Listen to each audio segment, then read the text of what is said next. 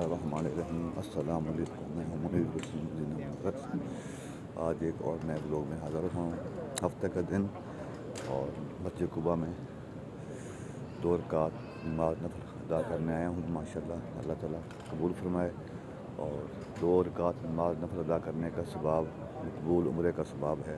हफ्ते वाले दिन घर से वज़ू करके आने का। देखें माशाल्लाह रश बढ़ता जा रहा है। देखें माशाल्लाह हर तरफ रश ही रश है। सुभान अल्लाह, सुभान अल्लाह, सुभान अल्लाह, सुभान अल्लाह, सुभान अल्लाह। आज आपको मैं को नई चीज़ दिखाता हूँ जहाँ पर हजूर पाक की कसबा ऊँटनी मुबारक बैठी थी। आपको वो दिखाता हूँ मैं।